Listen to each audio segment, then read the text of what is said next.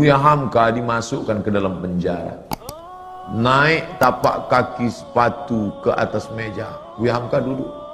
Ditunjuk dengan telunjuk hina. Hei Hamka, pengkhianat negara, mau menjual NKRI ke Malaysia.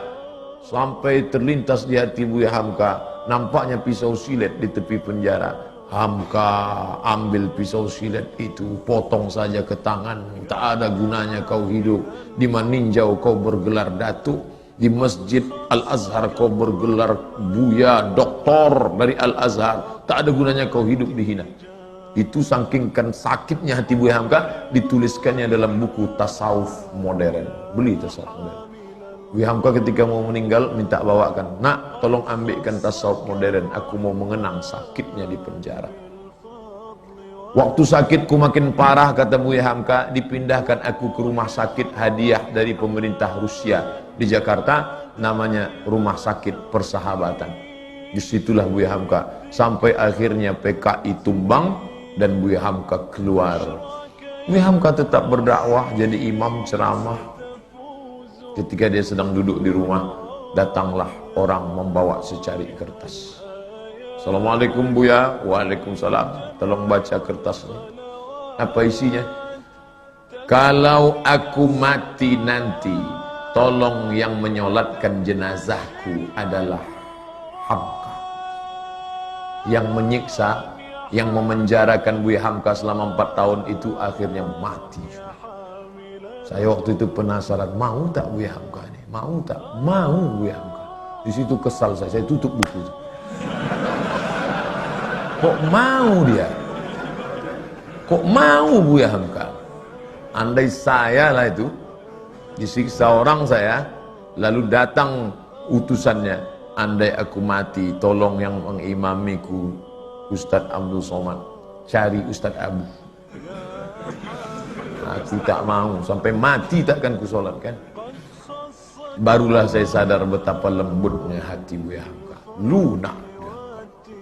Dia tak pernah di Al-Azhar, sekalipun dia tak pernah Azhar, tapi Al-Azhar memanggil dia, memberi dia gelar doktor. Tak pernah kuliah di Azhar. Ustadz Somad 4 tahun di Azhar, balik LC. Sadar diri, aku tak selevel. Hamka luar biasa. Difitnah, bersebar info seluruh Indonesia bahwa Hamka plagiator.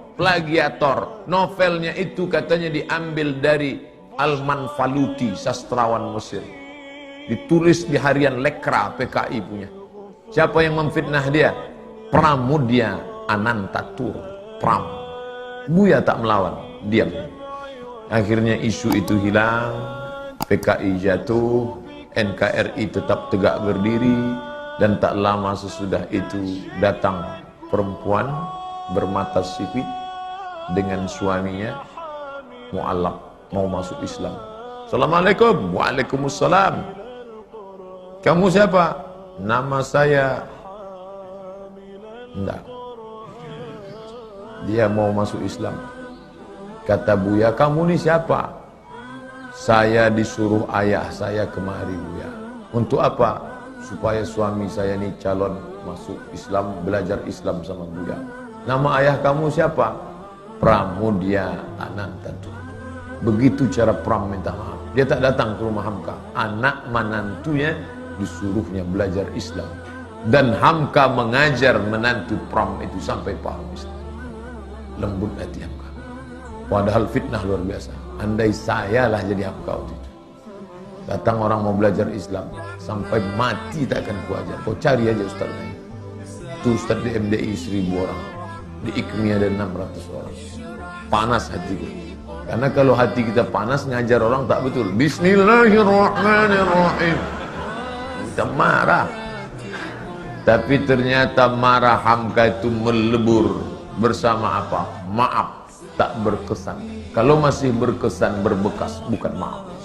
Saya maafkan dia Pak Ustaz, tapi untuk datang ke rumahnya rasanya 2030 lah Pak Ustaz. Itu belum maaf. Tak ada contoh. Nanti kalau saya sebutkan Nabi, orang, itu kan Nabi. Saya sebutkan Abu Bakar, itu kan Abu Bakar. Mana orang kita? Hamka, kurang awak bana dari Maninjau.